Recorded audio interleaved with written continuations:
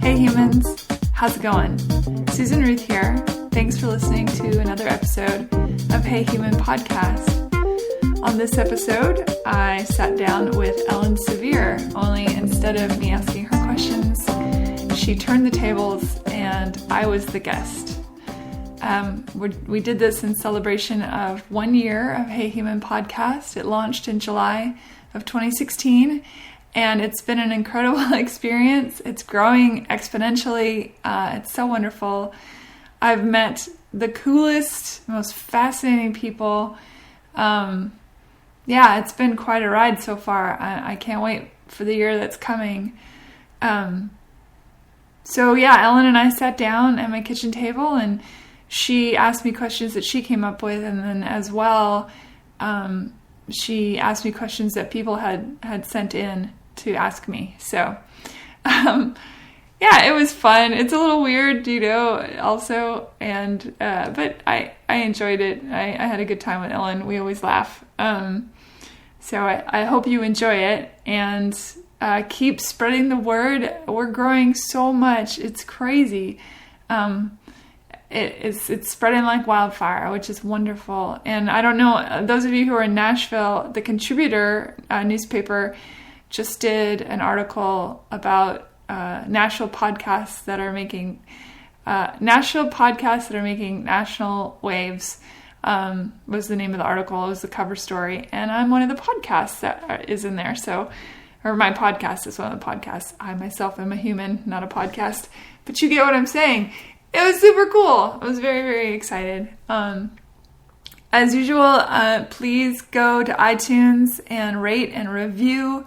Subscribe. You can subscribe on your Android phones or your iOS phones, your Mac phones, or Apple phones, sorry. And what else? On the website on heyhumanpodcast.com, there's little buttons that you can subscribe there as well. I'll throw some links up for me, I guess. Things that, I don't know. I mean, it seems silly, I know. But every episode I put up links at heyhumanpodcast.com. And this episode will be no different. I'm not sure what I'm going to put up there, but I will put something. And as usual too, you can reach me at susan@heyhumanpodcast.com. And I'm on social media, Hey Human Podcast. That's on Facebook, on Instagram, and Twitter, which we all know how I feel about trying to maintain Twitter. I'm good at my Susan Ruthism Twitter. Sort of. I'm sort of good at it. I'm better than my Hey Human Twitter for some reason. So if you want to follow me on that Twitter, you can. Susan Ruthism is that handle. Susan Ruthism is also my handle for my Instagram and my Facebook. So anyway, that's neither here nor there. What is here nor there is episode 56, can't believe it, of Hey Human Podcast. Thank you guys for listening. Thank you for making this an incredible year and for helping it grow so much, this podcast. It's wonderful. I really appreciate it. All right, here we go. Hi, Sevier. Hi, Susan Ruth. Welcome to Hey Human. Thanks for having me on your show to interview you. Yeah, it's when this comes out in 2 weeks, this will be the official 1 year mark of Hey Human. Can't believe it. 1 year, it's crazy. That is crazy. But I'm really proud of you for doing it, Susan. Thank you. That's nice of you to say. It's turned out great. I think lots of people like it. You have lots of followers. I like listening to other people when you're interviewing them say how much they like it and how they listen too. I think that's really cool. Yeah, it is cool. I'm pretty stoked about it. I'm really enjoying it a lot. Well, and so now we're turning the tables on you. I know. Dun, dun, dun. And so now people can get to learn about the person that they listen to interview others. So I posted on my Facebook asking people to send in questions that I did not look at. That you were the curator of that. Yes, I gathered them all up. And I'm sure I've known you forever. Yes, first of all, before we get to how we know each other, yes, let's talk about you. Oh, okay. Let's go way back to the very beginning. Okay. A very good place to start. A very good place to start. As they saying Sound of Music. Yes. And it applies here as well. So, born in the Pacific Northwest. Yes. In Bellevue, Washington. Yes. Right? Yeah. And you lived there until you were what? So we traveled. My parents are both professors, and my mother was getting her doctorate in.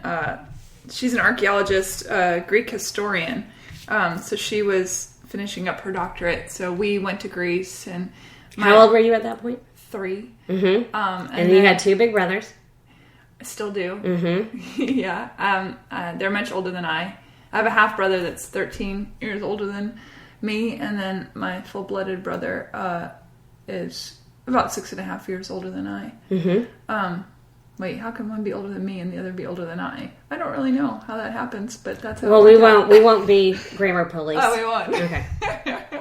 I'll be silently judging you, but that's of course, yes, you and my mother.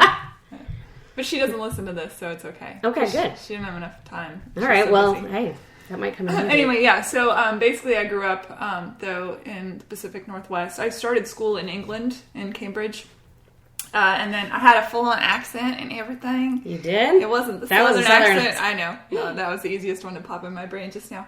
But I did had a King's English accent and all that stuff, and then we moved back to Seattle, to Bellevue, and started 2nd grade, I believe, and then I was off and running. Okay. And when you were in school, now some stuff I have a little bit of back-end knowledge on because we've been friends for so long, so I'll be able to kind of lead some of these questions. You're leading the witness. And I remember that you did tell me before, even though you are a very intelligent person, you come from intelligent people, it's in your genes, you almost couldn't help it anyway, but you... Much to your annoyance sometimes. No, I like it. Even though I can't get I and me right. I remember you telling me once that you were not the best student. It's terrible student. Well, this is how it happened. When we got back, so I started...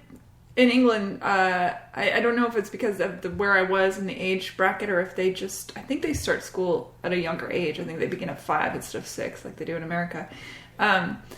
So I started school there, and when we got back to America, my brother and I were placed in a private school for the gifted. Mm-hmm. And I loved it. It was awesome.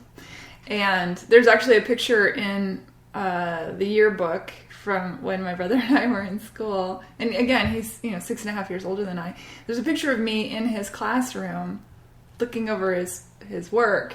And apparently I went in and did his... He denies it now, but he had told me when I was younger that I would come in and do his homework for him. And he would let me. And then I would go back to my class. Why not? Which is hilarious. Of course, now he's like, I never knew. I was like, there's a picture in the yearbook of me actually doing it, Jeremy, so you can't deny it. But here's the thing. So I loved it. It was very hippy-dippy school, I suppose, as gifted schools maybe are in general. A lot of arts and music. And, I was learning 5 languages and doing music and enjoying playing in the wood. They'd let you go out and play in nature and all that kind of stuff. And then, I don't know, probably it was my mother's decision. I wasn't, quote unquote, associating with children my own age well enough in that, I did with the kids in the school because they were like me, but I preferred the company of adults to children. My birthday party, I invited all adults, and my mom's like, do you not want any kids? And I said, why would I want kids there, kind of thing. So anyway, my mother took it upon herself. I'm assuming it's my mom. They took me out of the private school and put me in public school so that I could socialize with children better. So what we've just established is that you've been strange from the get-go. Pretty much. You've absolutely strange from the get-go. Okay. And so now I was in regular school, and instead of flourishing, of course, I was miserable. I hated it. I felt like, I got bullied, and because I was tall and skinny and weird and wanted to talk about things that kids didn't want to talk about. I didn't really understand you're supposed to dress like each other, and I was never good at any of that stuff. So and then I got to junior high and it just got worse. So I did not graduate from high school. I did graduate from high school, but the school I was going to, I think I had mustered up about like a 1.7 or something in the high school. Wow. And I was staying at this is a lot of information, but I was staying at my best friend Jill's house. It was toward the end of summer, and she and I dropped acid, actually, and we were, just having a big old ball, and then I had this epiphany. It was my senior year, technically, I guess, maybe even again, because I didn't, again, a 1.7, I mean, and most of my friends were on drugs at my high school. I went to a very wealthy high school. Everyone was taking, it was riddled with drugs. Even the teachers were on drugs. That's crazy to me. One of the teachers was supplying to a lot of the students. Anyway, so I woke up one morning after, we kind of slept, LSD is like that, but I had this epiphany. I have to get the hell away from that school. I was miserable anyway. Right. And so I had the bright idea to go to Jill's school. She had just graduated from her high school and she loved it. And I said, I'm going to go there, which was in the next city over. So I pretended to live at her house, address-wise. And I went and registered. I called my parents. It was like 6 a.m, and I was still kind of high. And my dad answered groggily. And I said, hey, Dad, I'm changing schools. I hate my school. I need to do something different. All my friends are on drugs. I need to get the heck out of there. I'm miserable. And he said, okay. I said, okay, that's the beauty of being the last child. They don't really care. So I changed schools. And at that school, my senior year, I did well. I don't know. Maybe it was just a big change. I was terrified. I mean, especially because the school I decided to go to, the kids had all known each other since it was one of those schools where people grew up together, where they had started in kindergarten and everyone knew everyone else. And I walked into the middle and I was terrified, and I went straight to the payphone and I called Jill and I said, I'm so scared. This was maybe a horrible idea. And she said, you'll be okay. She kind of talked me off the wall. Mm-hmm. I spent the first 2 weeks in the library eating my lunch, terrified to try and integrate with these people. But then I just said to myself, you're being stupid, self. I got up, walked downstairs, and sat down at the first table that looked semi-inviting, and that changed everything. And I got to know some really cool kids, and athletics was really important at the school, so it wasn't drugged out and stuff. And you joined a sports team? That's hilarious.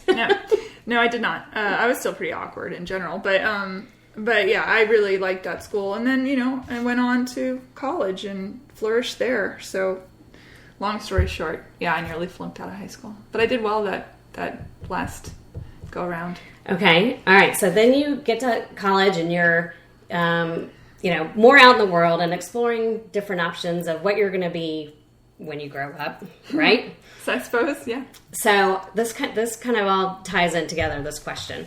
What did you think you were going to be doing, as a job or career? What did you think when you were a child that you were going to be? And then, let's say once you got to college and you really had to start making those decisions, what did you think you were going to be? And then at what point did it come into the singer-songwriter stuff? When I was little, I wanted to be Danny Kaye, straight up. I loved Danny Kaye. I wanted to be him. Of course, I was a girl, so... Who's Danny Kaye? He's a famous comedian, performer, musical performing actor. I know, I've heard that. He's fantastic. If you have never seen a Danny Kaye movie, I suggest you go watch them because they're fantastic. The Court Jester, what do you call it? The swan, the swan that becomes the ugly duckling story. I can't think of the name of the story. Anyway, he's great. Okay, Danny Kaye. Danny Kaye's great. And I loved music as a kid. Absolutely. I was in professional touring choir and, thought I was going to be an opera singer, that kind of thing. And then I discovered pop music and that sort of changed my tact. I wore out my Annie album I know that, much to the chagrin of my neighbors, because I would play the Annie record on my Fisher-Price record player, and I would lean out my bedroom window and sing, assuming that everyone wanted to hear it, I suppose, at the top of my lungs, the entire soundtrack to Annie, or the musical track to Annie, to the point where my neighbors would call my parents and be like, could you get your kid to like, if we have to hear Tomorrow one more time, we will come over and kill you. So, anyway, so I wanted to be a musical person, for sure. But at what point did you think, I can really do this as a career? Or were you thinking, I had a lot of insecurities. I grew up in a pretty intense childhood, and my parents are still married and all that stuff, but, there was certainly some intense, bumpy roads in my childhood. So I didn't really have the self-confidence. I used to watch the Grammys and just sob and imagine what it would be like to get a Grammy Award and do all that stuff. But I was still terrified at the actual idea of it. Went off to college. I've always loved words. So I studied, and I thought I'll be a writer or I'll be a professor. In fact, I still, in the back of my mind, I'm like, someday I'll go teach in a college, and I'd teach banned literature. I think that would be so fascinating. Books that have been banned throughout history. So that was always sort of in my mind. Oh, and then, banned, B-A-N-N-E-D, banned, correct. Not like B-A-N-D for the band. No, yeah, literature that's been banned. And so I was sort of floundering, to be honest. When I graduated college, I thought, what now? I was pretty depressed. I thought, I knew what moved me, but it seemed like a ridiculous idea. And I had some weird jobs after college, and I was at an insurance agent as the claims manager, and I got a phone call from my mom, and she said, Billboard magazine's having a songwriting contest. You should enter it. And I said, I don't know how to write a song. And she said, you've been writing poetry your whole life. It's just like that. You just put music to it. So I went home, and I had a roommate who played guitar, and I said, hey, do you want to write a song? And he said, sure. That was my first song. And do you remember what it was called? Let It Go. It was about a stalker. Ooh. And I went, there was an open mic down from where I lived called Madison's. And I said to my roommate, do you want to go do this open mic? Again, nothing I had ever done before. And I was terrified, truly. He said, sure. So we went and did this open mic. And my vibrato was off the charts. I was so scared. I was just shaking. But I made myself do it. And the owner, the people cheered and stuff, or clapped, whatever people do. And the owner came up to me, Bill Pritchard, and he said, that was good. You should come back and do a show. And I said, I only have the one song. And he said, you better start writing then. And that truly set me on my path. I went, and with that roommate, we wrote some more songs. And I did a show at Madison's for no money. He said, the owner, Bill, said, you come back, you play for tips. If people like you, I'll have you back on as a regular, and you'll get paid off the door or whatever. So people crammed in, friends and family. There's VHS video from that show, and you can see my legs. I was wearing these silk pants, and you could see my knees actually knocking. Yeah, it's pretty funny. But I got through it, and people freaked out, and we made like $300 in tips, and Bill said... That must have felt great. Oh, it felt great. And Bill said, that's it. And so I became a regular performer at Madison's. He started a lot of careers. That man, he's a great man. I'm very indebted to him. And a lovely man. And yeah, so that's really what changed the whole trajectory of my life. Absolutely. My mother's dare, and then Bill. Doing that. So how much longer were you at the insurance agency?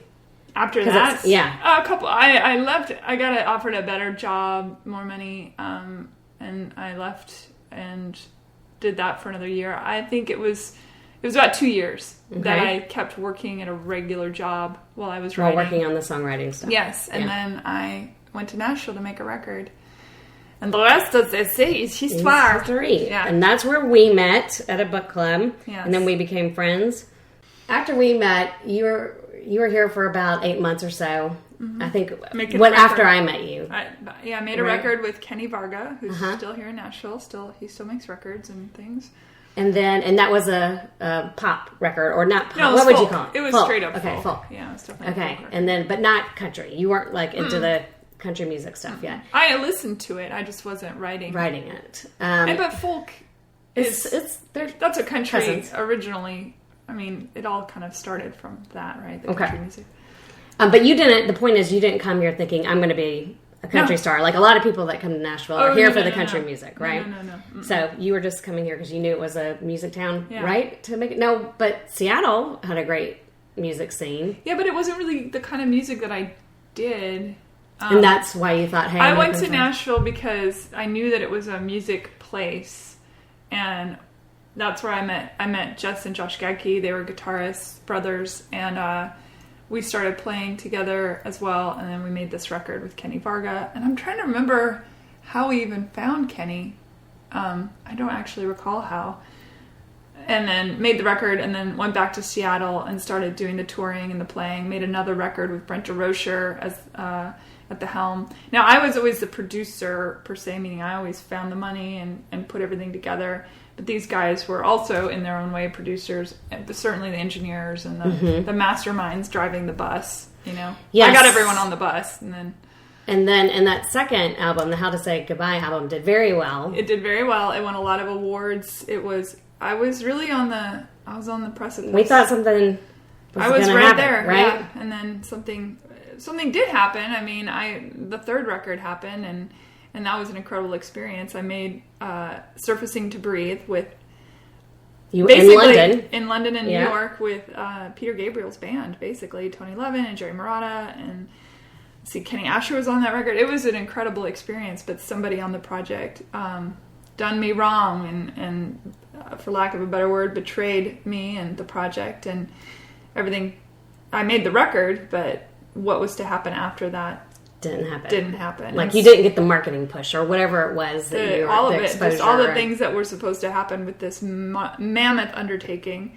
Not because of me. Right. I worked my ass off, but looking back, over the years, I'm like, God, why? I mean, I was right on the verge. Mm-hmm.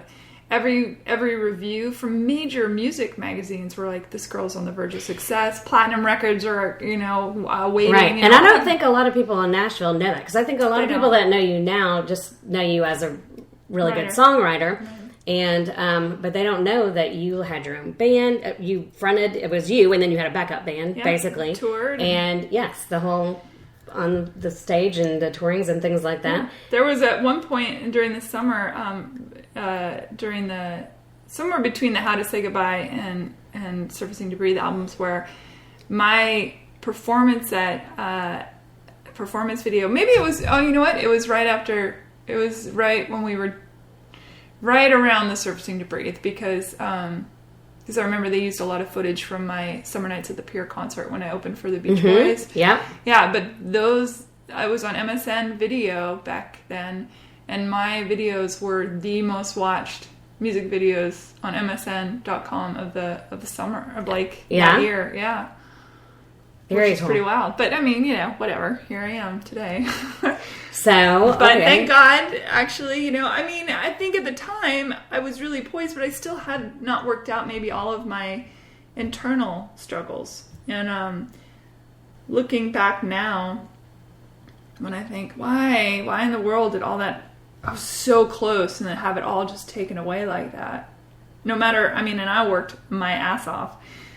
And, But I think looking back, maybe it's because I wouldn't have been able to handle the scrutiny that people that are in that world at the time. I think I could handle it now. I'm much more realized as a human. Mm-hmm. But I think back then, it probably would have killed me in some way or another. One bad review maybe, or two, or somebody taking a picture of my ass saying, is it getting bigger? Or, whatever it is that we love to vilify our famous people or whatever. I may not have I'm pretty sure I wouldn't have been able to handle it. It probably would have sent me into a spiral of some sort, drugs or alcohol or God knows what. Yeah. So.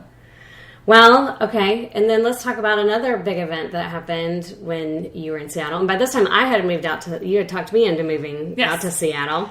I had broken up. Jess and I had dated, and he and I had broken up, and the boys moved out. We all lived together in the same house. So Jess and Josh moved out, and I called you up and said, you've always talked about coming to Seattle. Guess what? So you did it. I came out there and I was your roommate. Yeah. for a little while. That was good times. And yeah, till that. We had some good dinner parties. Yes, we did. And then the guys that owned the house that we were renting sold it. Yeah. So we had to break up our band. Gunars. Oh yeah, Gunars. But you know, and then within the next year or so, I think you met Jim. Yeah. And I don't know if people know that you have been married before. I was married for a hot minute. Yeah. I was. It should never have happened. And well, you know, it's when it happened and whatever. And we got a great dog out of it. And you had a great wedding. We did have a good wedding. Tell the people what your wedding was like. Jim wanted a prom wedding. He had not gone to prom, if my understanding. And I, as well, never went to prom. And so we rented a gymnasium, and you've never been to a prom like this. Let me tell you, it was a phenomenal. It was really fun.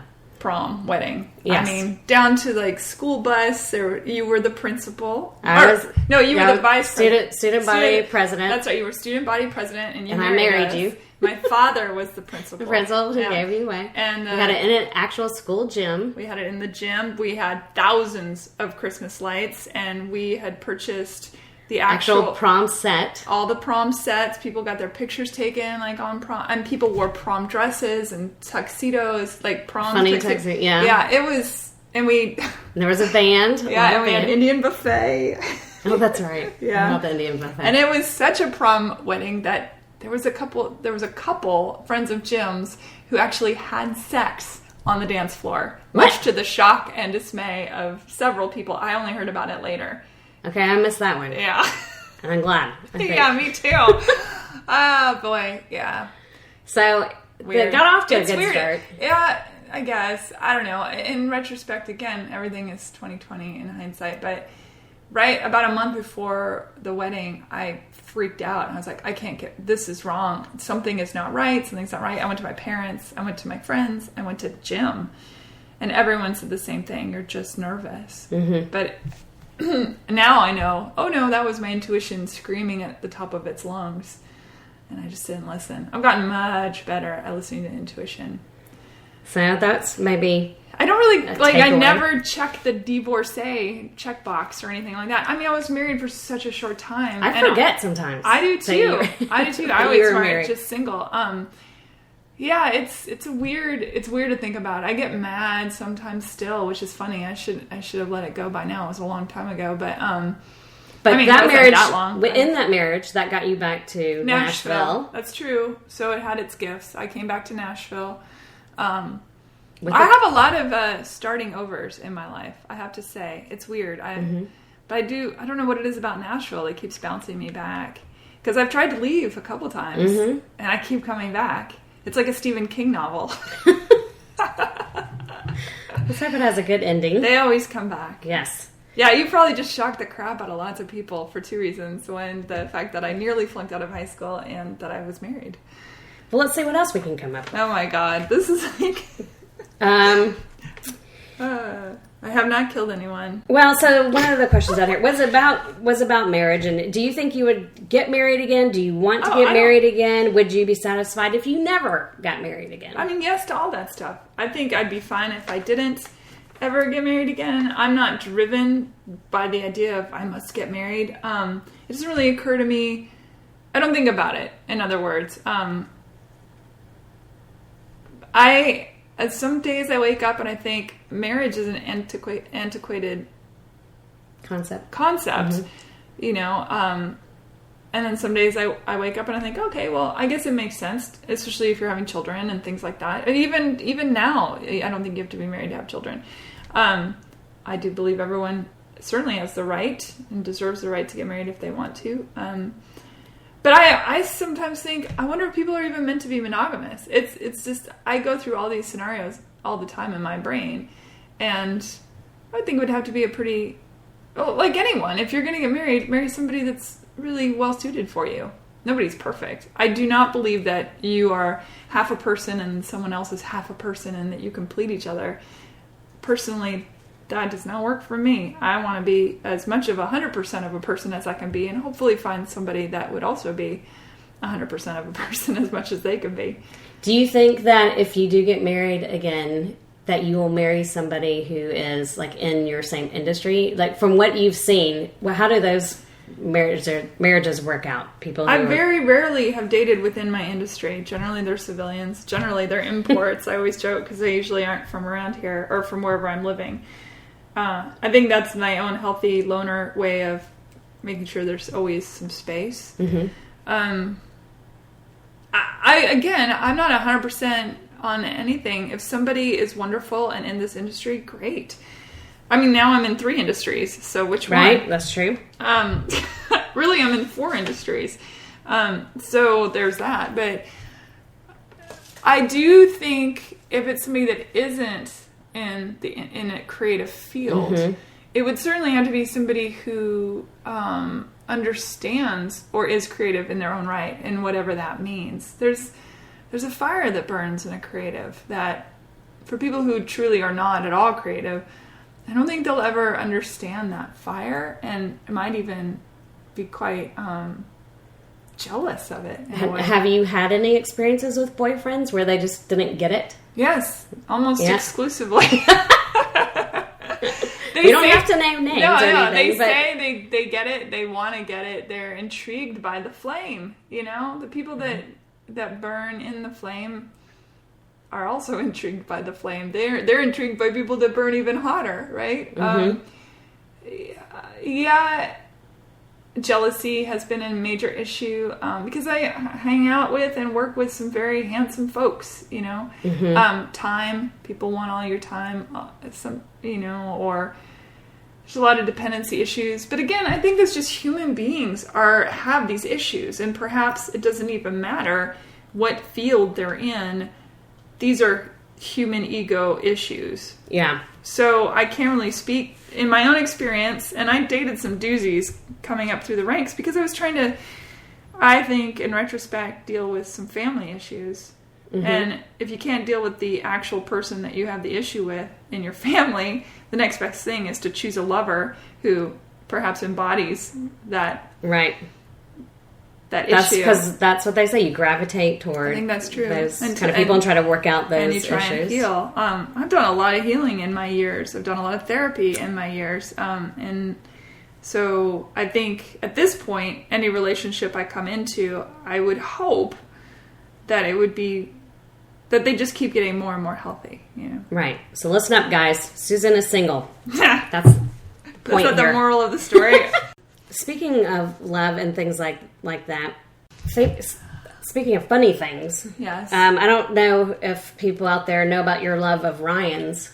Oh, I love love Ryan's from Canada. It's specific. This question, the Ryan's from Canada there's something about them. Like parents just know this child is going to grow up to be an incredibly attractive man. So we're talking about Ryan Gosling and Ryan Eggold and Ryan Reynolds. Yes. Okay. All of whom I believe were probably taken. But it's fun to have crushes. But if you were going to have just one of them. Ooh, toughie. If I was going to have which just one and why? Ryan. Now, that's a tough question. would height be a thing? Because I know sometimes... I don't care. I mean, I've dated guys as short as 5'9" and as tall as 6'5", and I really believe that height is in the soul. And for those who don't know, Susan is 6'1". Yeah. Well, a little under 6'1". A little under 6'1". Mm-hmm. Yeah. I've met some very tall, short guys and some very, very short, tall guys. You know what I mean? It's true. Short on personality or lacking something. Short soul. I don't know. Just, yeah. Anyway. I like that. I kind of like, instead of like old soul, he's an old soul. He's a short soul. He's a short soul. He's a dude. He's a tiny soul. He's got a really short soul. He's got giant hands and a tiny soul. Okay, well, any of those Ryans would be good. But yeah, I mean, for me... That's not really a hard-hitting question. No, it's not. My top thing with lovers is funny. Mm-hmm. Funny and smart. Those are really my top things. I would say, if somebody said to me, do you have a type? None of the guys I've dated have looked alike, honestly. Yeah. None of them. But they tend to be funny and smart. So it's kind of my shtick. I wanted to talk about the tall thing real quick because I feel like, I mean, I'm kind of short for a girl. I'm 5'2", right? Yeah, 5'2". But I always you're think 6'1". you're 5'7" for some reason. I always think you're taller. You know why? Because I got a tall soul. That's right. That's exactly right. So there's an example of that. That is true. You do have a tall soul. But I wonder, like, it's cranky though. You're very cranky. Yes, that helps make me taller. That's why. Growing up was being the tall girl. Were you always the tall? I imagine I had you 6 foot at 14, and I weighed about 100 pounds when that happened. So yeah, I was a bean, which is why I modeled. Yeah, I did runway, and yeah. So see, now that should have been a cool thing, right? I love doing that because in runway modeling, when you're wearing these outfits, you become different people, and anyone else but myself seemed like a great idea. So yeah. But you always hear about models who were picked on, horribly.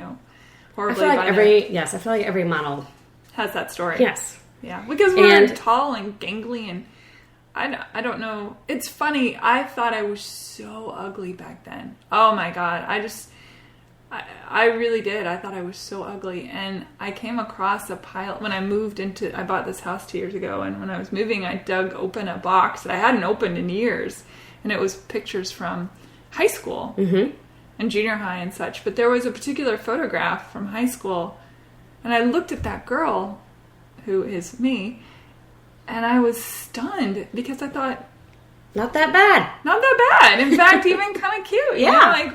But she hated herself so very much. It's sad. It's sad to me, all that time wasted. I think about who would I have been if I had. I'm not saying everybody's got stuff. We've all, I'm sure, spent childhood sucks, Maybe not though. I don't know. Maybe my case was a little different. Everyone's got their own cross to bear, but I think about what if the kids these days, as they say, they seem so self-actualized and realized, and they know who they are, what they want, what they're going to do. They're going to go after it. And it took me. I was always a late bloomer anyway, but I didn't really even start my life truly until I was older. So this kind of dovetails into another one of my questions, which people throw this out fairly frequently, I think, in certain kinds of conversations. But if you could, knowing what you know now, if you could tell your 10-year-old self, give yourself some kind of advice or something. I would give the advice to my 10-year-old self that a friend of mine, Kathy, gave to me just this last year. And it was that what other people think of you is none of your business. I've never heard it put that way. Yeah, I think if I could make my 10-year-old self understand that everybody's fighting their own battles and people treat you crappy because of how they feel about themselves, or their insecurities or whatnot. If I could somehow convince little me that the way I was treated by people in my own family, by people in my school, whatever, that was their battle, and it had nothing to do with me. I don't know if I would have believed myself, but that would be definitely... That would be what you would... Probably, yeah. That kind of leads into another question that somebody sent in, which is, how do you manage the dark times? All artists go through bleak and trying days and things like that. So, now, what do you do if you're... Well, I get depressed. Absolutely. Yeah. There are days I wake up and I just think, what am I doing? Why am I on this planet? There's a joke in my family that, the aliens just dropped me off to, use the bathroom at the gas station and thought it would be funny if they left. And then I was there at the gas station with, toilet paper stuck to my shoe going, guys, where are you? Where'd you go? I keep waiting for the aliens to come back and get me. But how do I deal with it? I suppose the best way that I deal with it is that I know it's temporary. Somewhere, even when I get real blue, I don't take it out on other people, first of all, which helps, I think, limit the exponentiality of it. Mm-hmm. I think there's some sort of thing where when people feel shitty, and if they're shitty to other people, it makes them feel a little bit better. Right. The whole misery loves company thing, so let's make other people... That isn't my thing. I tend to keep it to myself as best I can. I don't subject other people to my misery, nor do I try and make other people miserable to make myself feel better. So part of it is I just keep to myself. I read. I try and watch stand-up comedy a lot. I love stand-up comedy. Mm-hmm. It makes me very happy. And they tend to be incredibly bright individuals. Right. So, well, and isn't that kind of, and they're dark too. Right. There's that irony with because comics. They are dark. It makes me know that I'm not alone in my thoughts, mm-hmm. and I get sad about the world and where it's going, and then I'm really still to this day, although I think I have achieved a lot, I'm very hard on myself. I go to bed a lot of times at night and think I should have done more today. I'm so lazy. I can't believe you're just bringing this up, except for at the same time I can, because another question that I have here is when you go to bed at night, when you're laying down, you got your head on the pillow, you're getting ready to go to sleep. Uh-huh. What do you do? Are you saying prayers? Are you thinking about your day you just had? Thinking about the next day to come? What's going through your mind? It's funny. I do all sorts of things. When I'm in a blue phase, I'm not good at going to bed. I'll stay up till I can barely keep my eyes open, and it almost feeds into an insomnia of sorts. I know that seems weird because I'm forcing myself to stay awake until I reach a threshold where I then can't sleep. And I think it's because I feel like if I fall asleep and wake up tomorrow, which inevitably will happen, nothing will have changed. So if I can just stay awake, somehow maybe I can control it or something. You know what I mean? Does that make sense at all? I know that's like a weird thing to say, but it's almost like if I don't go to sleep, tomorrow won't come, and if tomorrow doesn't come, it can't get any worse. In other words, you know what I mean? Out there in the world or in my own mind or whatnot, which is juvenile, I suppose, but that's just the way it is. Some nights I go to sleep and I sleep perfectly well. I mean, I have bouts of insomnia for sure, but some nights I close my eyes and I'm just out cold. And I can also sleep anywhere. I can be in the middle of a train station and probably just lay down and fall asleep. No big deal. It's a weird thing. When you were a kid, yes, were you like growing up? I did not sleep at all. So did your family have the ritual of, okay, we're going to bed, we're going to say our prayers, we're going to do... No, my father's a scientist. My mother, I would say, is sort of a hippie, and like she's more woo-woo. You know, she believes in all sorts of things out there in the world that are it's funny to say because you can't really see maybe not the conventional type of... more mystical, I guess. Right. But when I started school but really quick before I go there, I wanted to finish my thought about sleeping. Some nights I go to sleep and I listen to these great YouTube things of very calm voiced people telling me I'm going to be great. Mm-hmm. Kind of thing. Like like the subliminal messaging. Yeah, like hypnotism stuff. It's not even subliminal. They're actually... Michael Seeley is one of the ones I listen to, and I love Michael Seeley. And it just... I don't know. I think it works. It gets in my brain pan and it makes me feel like I'm not so lazy.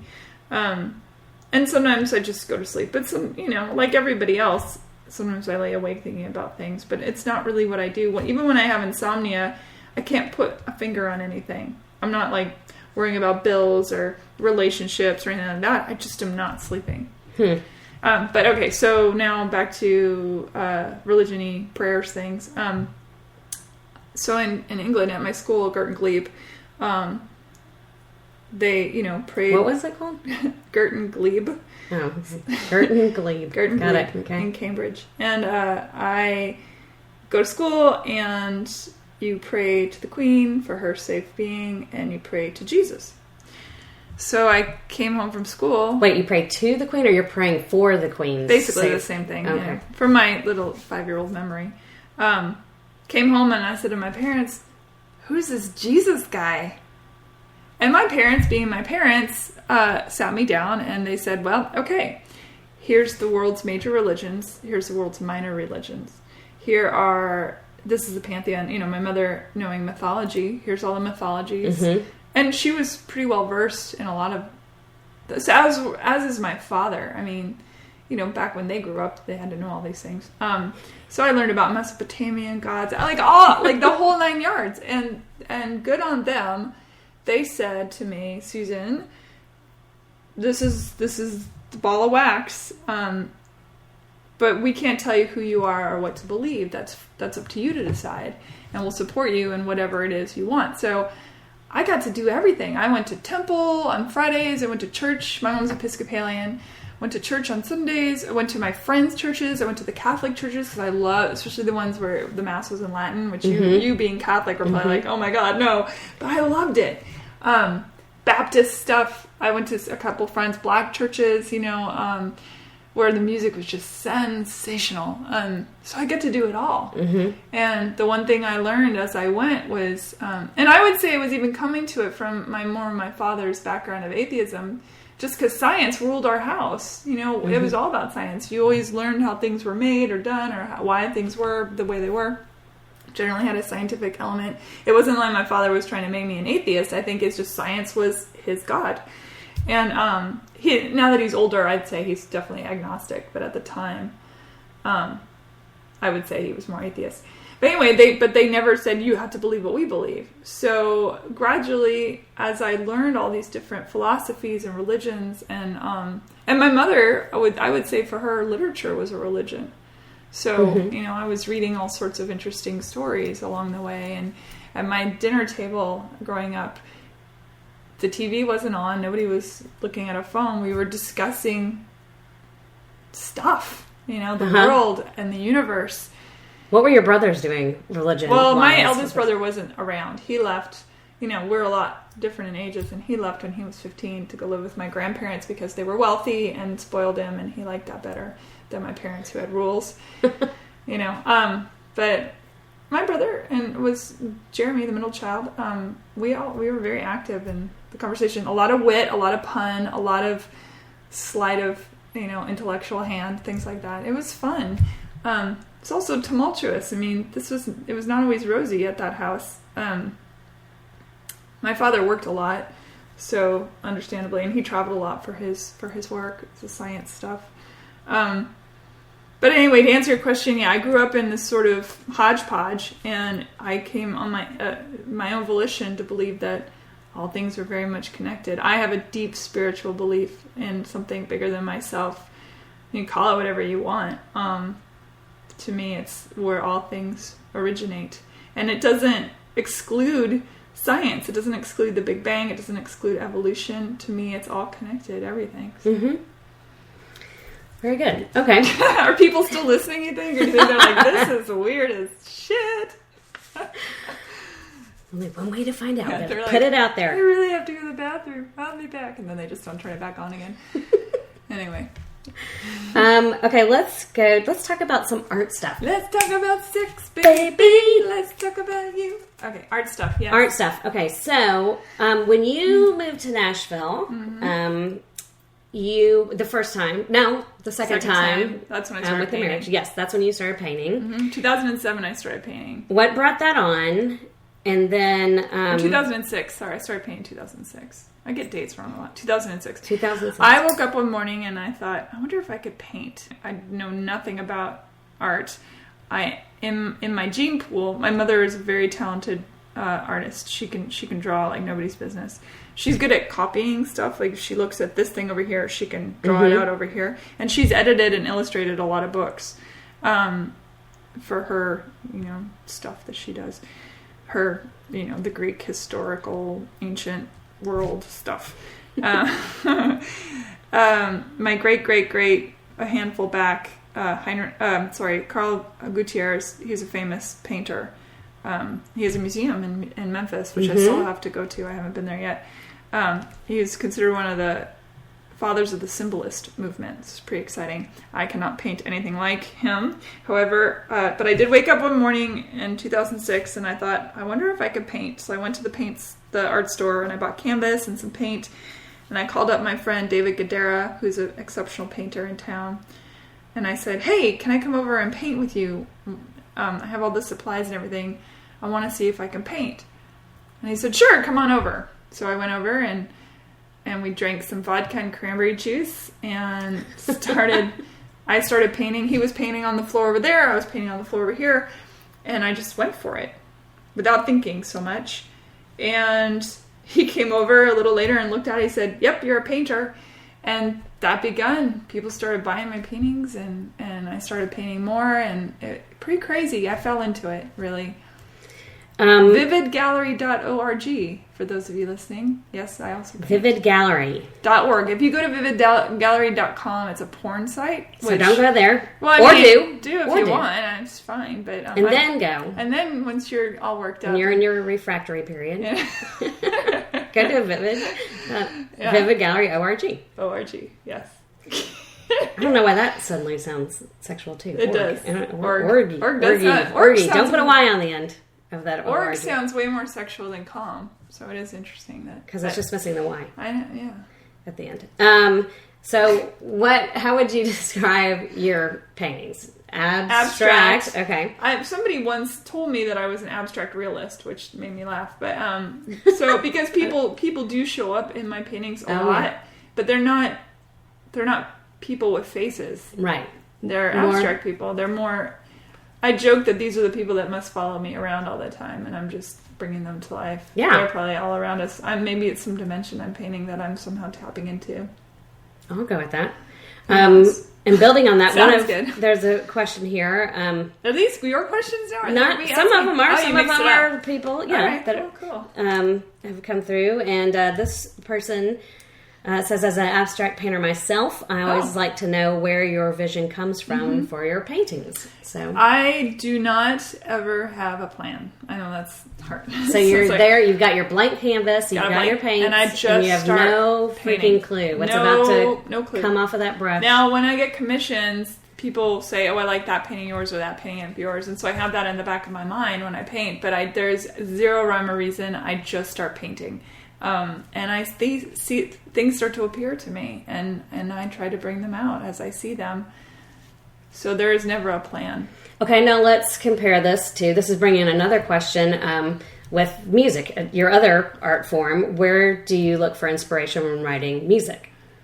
When you're now blank paper, sure, right? You got your pen, different instruments. When I go into a write with other people, for example, and it's different when I write by myself, but when I go into a room with other people, my favorite thing in the whole world to do is just to have them start playing an instrument, because that inspires. Once I hear the music, it triggers something in my brain, and the poetry just starts coming out. That's my favorite way of doing it. But do you kind of in the back of your mind Well, because I'm a writer that writes for other people and in actuality for profit, if we're lucky, it's a job that I go in and I have to sit down and be like, okay, what are we writing today? And sometimes we're writing to a title, or an idea. Again, I have over the years found the people I really enjoy writing with who get me and I get them. And sometimes we talk about what's going on in each other's lives. My last ex-boyfriend inspired many a song for me. Mm-hmm. I wrote a lot from all different perspectives, from the happy, from the sad, from the break, whatever. So yeah, I think there's real life inspires. I read a lot of books. I love quotes. Mm-hmm. They don't have to be inspirational. They could just be, subject matter. And I pay attention. I overhear conversations. Movies, I get ideas from movies. I try and stay in touch with feelings, which sometimes I'm not good at that. I'm empathic, but I'm also a step out of that too. It's a strange combination of things. So it sounds different, very different from with the painting than with the songwriting. I would say there's more of a focused goal in songwriting. Unless I'm just sitting at the piano or at my guitar, neither of which I play very well, and I just start... whatever is the first thing that comes to my mind, then it's more free association. Mm-hmm. And I have been able to get some great gems out of that and bring those to rights and be like, oh, I have this whole chorus, or I woke up from this dream with this song. I don't tend to write by myself for full songs a lot, but it certainly has happened. I try to make sure that at least one song solo written by me ends up on all my records. And if anybody out there is an investor, I would love to make another record, but they're like $10,000 to make records. So I sure would like to make another one, though. I really would. I think I would make a more Americana. Go back to my rootsy side, the more folky, well, that's folky pop side. This is leading into another question that somebody sent, right? So psychic. What are your plans and vision with your music as well as for your artwork for the future? Everything represents something different for me. I paint, unless it's specifically for a commission, I paint when I'm in the mood to paint just because it's something that I feel like I have to get out right then. And again, no goal for it. I just want to sit down and sling some paint around and see what happens. Music, I'd say I'm far more focused about it. Ideally, I mean, I would, in my dream mind, it's me playing for small, intimate theaters and touring around and performing and meeting people. And that sounds awesome to me. To like a little hour and a half show where I can, be a little comedian, be a little storyteller, be a little music player. That would be fantastic. And make records. I love making records. It's such a beautiful process. It's harrowing as well, but it's awesome. And then the podcast. I mean, I tell you what, I'm so glad I started doing this. It brings me so much joy, and it feeds my curiosity, which is insatiable, and just meeting all these people, whether I agree with them or not, or, whatever it is, this has been a lifeline for me. Do you think that if you couldn't do art or music anymore, would podcasts be...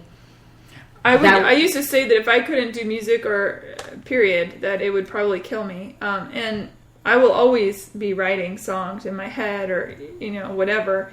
But now that I'm doing the podcast, I'm like, oh, here's this thing that I truly, truly love. And if that became the main focus of my life, I'd be okay with that too. I think I would love to just like get in a car and drive and meet strangers and talk to them about their lives, or stranger to me, but maybe the world at large knows them, whatnot, So now, at a year of doing podcasts, and you've talked to all different kinds of people, do you have a favorite, or I know it might be hard to pick? Someone just asked me this the other day. It is always hard. Or maybe there's one that was your favorite to record while you were in it, but you have another one that when you listen back on it, I don't know. So, I really love so many of them for so many different reasons. The Made by Jim Bob, I really enjoyed that one because he's a political cartoonist. I love his mind. And so being able to talk about the philosophy of the world with him was really cool. The Vietnam historian one, Mark Carson, was really interesting to me because I didn't know a lot about that. Yeah. Like the real stuff, whatever I learned in 9th grade was so rudimentary that to be able to sit and talk with somebody that really knew what the hell he was talking about was fascinating, and how it paralleled with what's going on today in politics, the politics of them versus the politics of now. The Grand Dragon and the KKK was intense, but I'm really glad I did that episode. I learned a lot. I learned about myself. I learned about him, and I think people listening learned about themselves. I really like that one too. I was very apprehensive about you doing that one in the first place. I know. But then, and I even waited. I usually listen when your podcast comes out on Thursday, and I usually listen to it that day or the next day. I get to it pretty quickly. That one I waited for a while to get to because I just thought, I don't know. Just the whole topic of it and everything. Yeah, it's an intense topic. And but after I listened to it, I loved it. I was like, this is fascinating. The whole thing, and I just thought this is somebody I would not have anything in common with. And I actually did have some things in common with it. Which is weird, isn't it? I know, yeah. That's my whole point, is that in this podcast, no matter who you are, it's my hope that when you're listening to these episodes, again, whether you agree with the people or not, or think of yourself as 1,000 times different, that there's some part of you that goes, oh wait, I do hear myself in that voice. Because it's the only thing that's going to save humanity, I swear to God. Yeah. So, okay, yeah, you've done some good ones. I know you've got some. I've got a lot of favorites. I got good ones, and you got good ones coming up too. And I've cried in the middle of it. I interviewed Brett Swain. He owns a cookery here in town in Nashville, and he employs homeless people to teaches them how to be chefs. He himself was homeless and learned to be a chef, and he gives back now. And I cried during that interview. I was so moved by the things that we talked about. I can't even. It's just, I feel so lucky to be able to do this. I'm so glad that I'm doing this.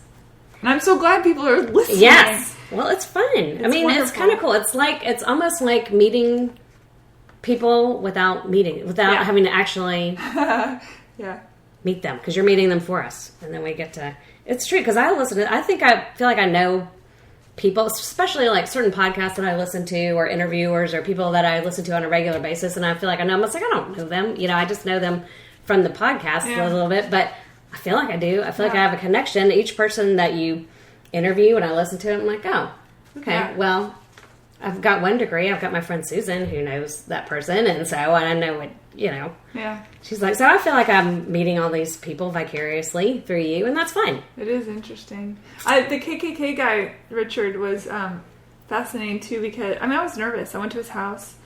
Yes, I remember. I didn't like that. Yeah, neither did my parents. I went to his house, and I went in and sat down, and we talked, and a lot of people were upset that I was, quote unquote, giving him a voice, and to me, it was important to do it, because I think we put people like that in the shadows. We turn them into monsters. We're like, oh, they don't really exist except for in this little microcosm of the world. But in fact, they're your doctors, your lawyers, your teachers, your architects. They're your everyday people that have these thoughts. And for me to go in and not be argumentative with him, but give him space and say to him, why do you think this way? How were you raised? What brought you here? Well, I don't agree with that, but this is why I don't agree. And just have a conversation with room. And you know this, but a couple weeks after that aired, he contacted me. And he dropped the N-bomb left and right.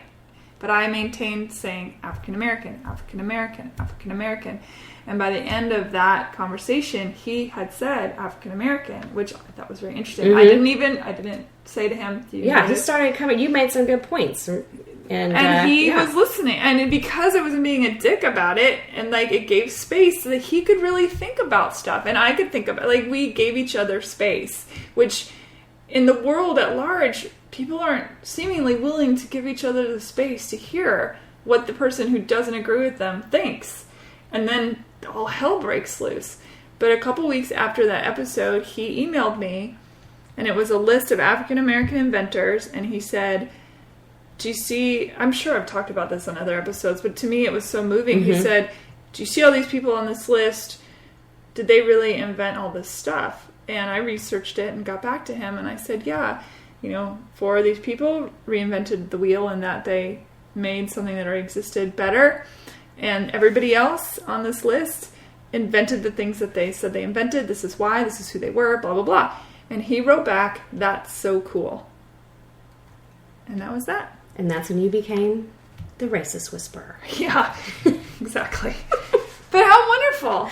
Because there was space. Growth happens in the space. But it takes a certain kind of person like you to remain calm and talk to them and do that. Because not everybody has that skill. Because most people just want to not bother with it. I'm going to stay over here in my corner, and you go over there in your corner. And he said some pretty intense things. I was like, well, I don't really agree with that. And it's...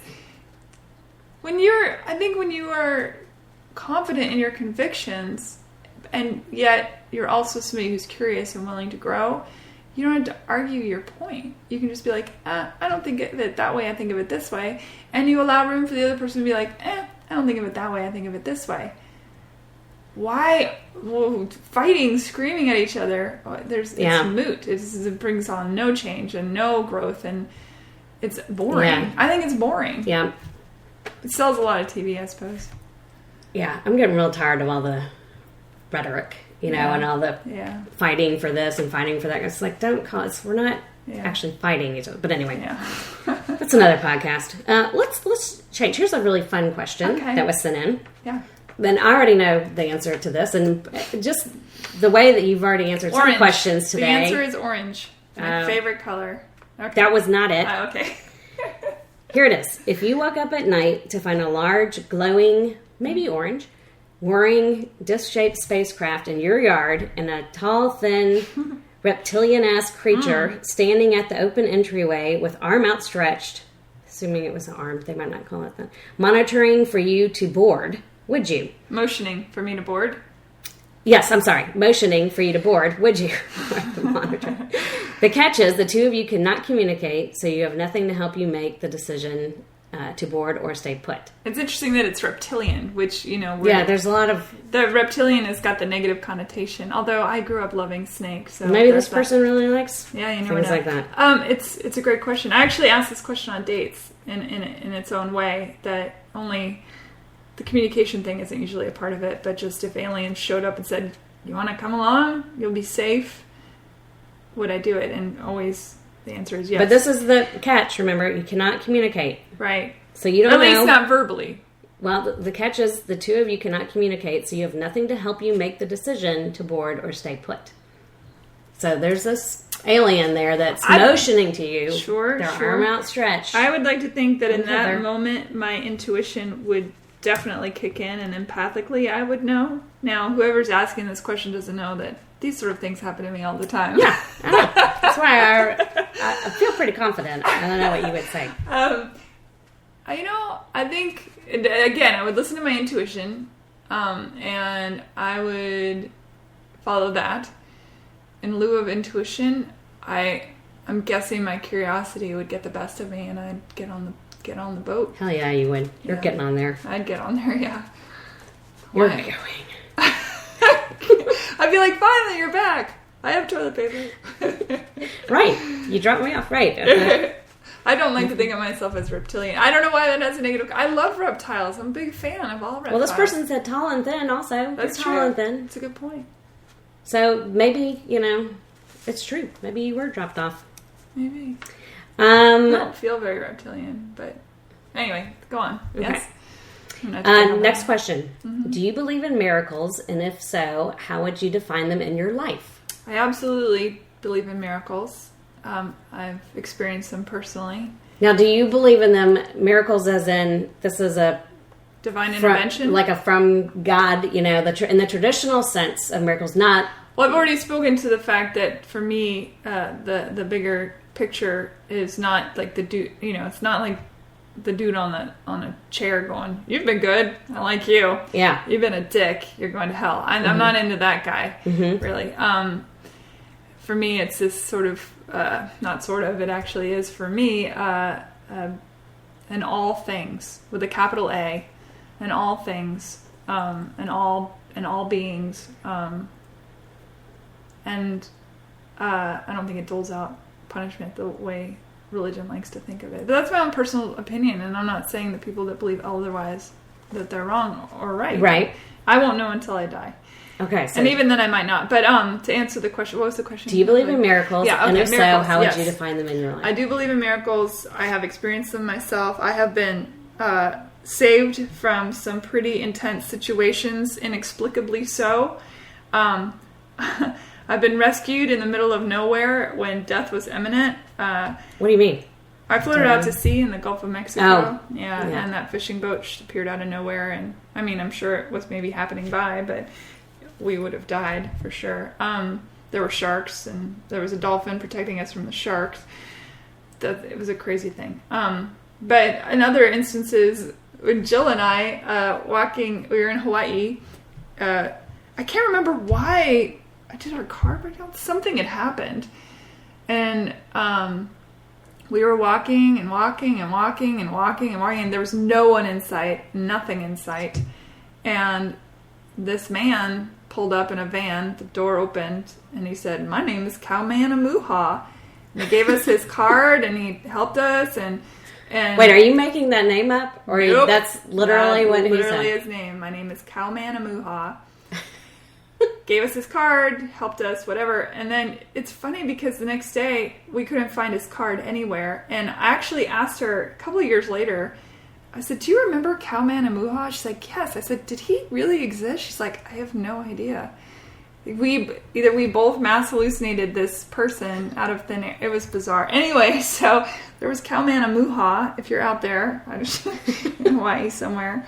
And then I had a moment which, when I was having a very dark time in my life. I was very sad and very lost. And I do believe that something larger intervened to remind me that not only do miracles abound, but I too am one, as we all are. Yes. So yeah, I believe in miracles. Okay. They're everywhere too. They're everywhere. This moment, to me, I mean, this moment is a miracle. It's sort of like... but if you say that, then does that... No, does that negate... the actual... No, because they're different... Different levels. The fact that we even exist is pretty extraordinary. I not knowing this person asking the question, nor what they mean by miracle, I can only imagine they're probably talking the grand miracle, the miracle of like the burning bush or the crying Mary or whatever. Yes. And I have experienced things like that in my life, and I absolutely do believe in them. Yes. Okay. Just a few more here. Good questions. Are you afraid to die? And what do you think happens after a person dies? Well, I've died twice, and then, so there's that. But also... Real quick, let people tell... I drowned when I was 3, when we were in Greece, and came back, and I don't remember it, other than my body remembers it, because when I get into water where I can't see the bottom, my body flips out, and my brain has to, like, I go through, like, this thing where I get on my back, and I calm down, and all that. And once I'm calm, it's fine. But I had years of swimming lessons and still can't get over that feeling. And then I died on the operating table. It became a more complicated surgery than it was intended to be. And something went amiss.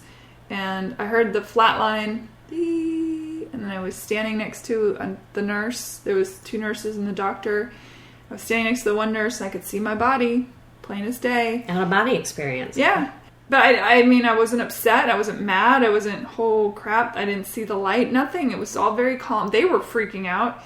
But I knew that they were going to get it together and that I would be right back in there.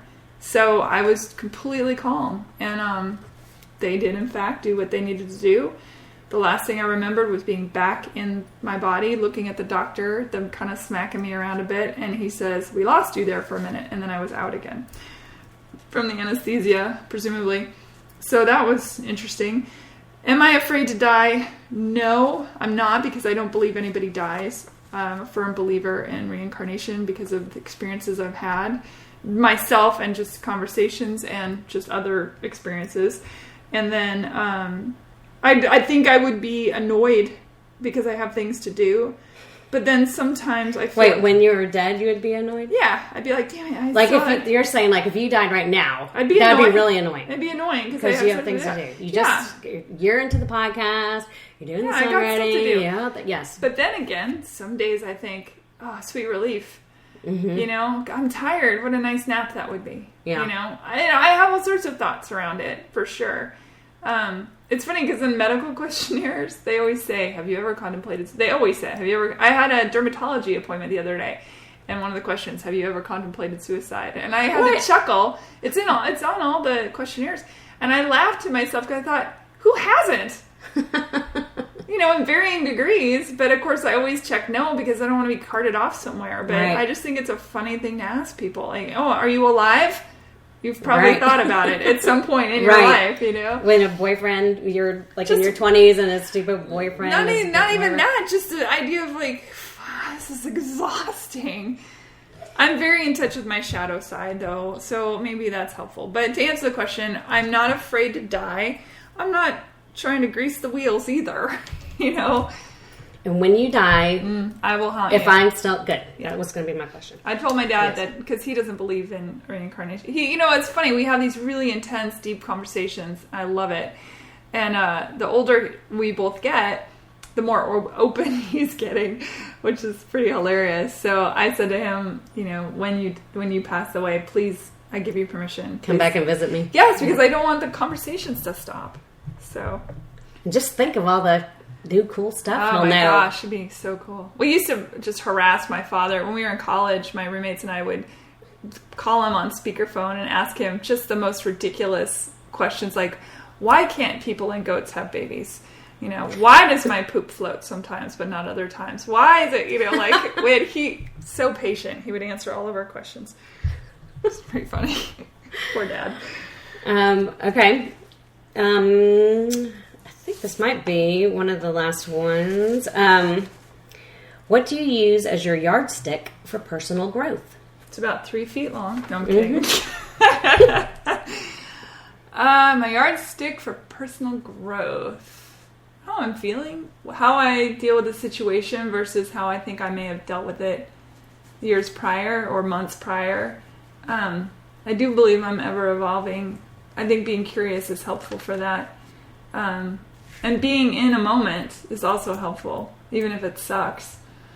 I've come a long way, honestly, from childhood. I think I was always a tall soul. But I had a lot of things to learn about myself and love. I mean, I think the only reason we're here on this planet is to learn to love ourselves, as corny as it sounds, and to learn to love each other. It starts with ourselves, though. Yes. So I think that's been a big... I'm not always perfect at it. I falter many times, but yeah, I think that's my yardstick. It's just how I am in a situation. It's a good question. It's the best. Well, it's kind of a, that's kind of a... I mean, don't you think over the years we've changed a lot? Oh, yeah. You're more grumpy. Absolutely. The more I get to know about things, grumpier I get. I know. So I need to stop learning. You and I are a perfect combination of friendship, though, I feel like, because I'm, I say I don't like people, and I mean it, because I think people are horrible to each other, but I love strangers, and I want to love people. It is a love-hate relationship. It is. With humanity. It really is. It really is. But people don't even believe me when I say I'm shy, and I'm incredibly shy, but nobody believes me. It's true, though. You might believe me, because you know me better than anybody. But anyway. And though I could divulge some deep, dark secrets, I'm not going to on this podcast. Dun, dun, dun. I don't know how dark of secrets I have. I've never killed anyone, although I've contemplated it. I always joke that I'm like a serial killer that hasn't killed anyone yet. Maybe they should put that question on those questionnaires, too, right after the Have you ever killed anyone? Or contemplated it. Contemplated committed suicide, contemplated killing people. Absolutely. At my write yesterday, I actually said to my co-writers, hey guys, have you ever thought about killing someone? Like, has it ever crossed your mind? Like, how you might do it or anything like that. And they thought I would. They're like, no. I'm like, never. And I knew one of my co-writers They're not telling the truth. Yeah, I was like, you're not telling the truth. You're a human being. Even Mother Teresa, bless her soul, I'm sure on occasion was like, fuck, I want to kill you. Lovely little lady that she was. Oh, I'm sure she's laughing somewhere. Yeah, I'm sure. This question kind of builds on the fact that you are with the whole visual artist thing and then the music thing. Sure. So if in this hypothetical scenario, if you had to make a choice between either being blind or deaf for the rest of your life, and of course, I've actually thought about that, and it's more serious now that you've experienced. You've had this many years of seeing and hearing, and whatever. I think it's different if if you never had sight or you never had hearing from birth. It's not that big of a deal to realize. I guess you have to think about what would you miss more. So what would you rather? Such a hard question. I've actually thought of this before in my brain pan, as I'm sure many of us have. Boy. I think, God, I rely so much on what I see. But then I watch these videos online of these great painters who are blind. And I think these days there are so many ways to be able to function. I suppose both ways. Deaf people can function with sign language. Oh gosh, that's so hard. I think maybe strangely deaf. I think I would prefer being, if I had to choose, So never hearing music. Because you can feel music. Yeah. I think that in that case, I could learn sign language and I can feel music. I can go to a club or whatever and feel that pulsing. Right. Whatever. Well, we're going to have to stick together then, because mine's the opposite. You would rather be blind? Yes, okay. Because I do not want to not hear music. Yeah. Well, ironically, I would say you're a bigger fan of music than I am. which is weird because I do love Right. music, but for When me, you it's work more, in music. well, mine is Right. I love the creation part, and I do love great music that moves me and all that kind of stuff. But you are like a diehard music person. I feel like you've turned me on to tons of music that I was completely unaware of. Part of that is I'm much more of a shut-in, even than you, even though you think you're more of a shut-in. I'm working on it. I'm working on becoming more of a shut-in. But you have a large family that's always around you, which I think gives you stimuli that I'm, especially now that Mikey's passed away, my dog has passed away, he was really my only stimuli. So that's pretty much it for all of the questions. I don't know if we want to name the people that sent in questions. Thank you for their questions. Yeah, thank their first names, I think. So we would like to thank... the letter Z. Well, actually, it's the letter K, and then Wayne. It's K. Wayne. Okay. And then Jose, and Christopher, and Kelly, and Angela, and Melanie, Andy. Wow. Andy with an I. This is great. Paul, and Corey. Actually, Paul didn't really send a question. He put a statement in here. I'll just read it because it's not a question. But if you want to answer the statement, feel free. Yep. Paul says, I'm just sitting on the bank and watching the river flow. So I don't know if there's something going on with Paul. That Interesting. When you ask for I'm just sitting on the bank and watching the river flow. So it's not really a question. I think it's a great statement, though. It's a statement. Isn't that what we're all doing?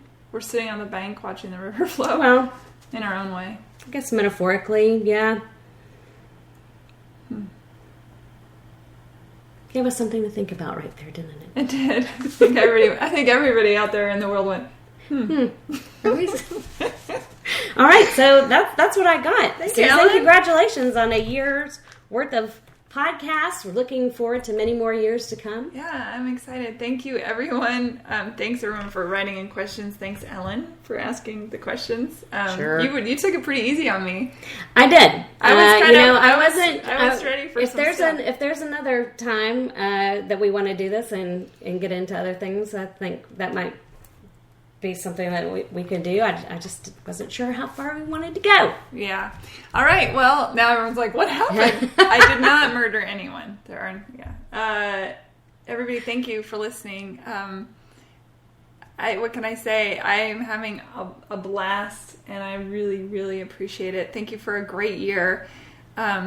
Here's to many more. All right. Bye.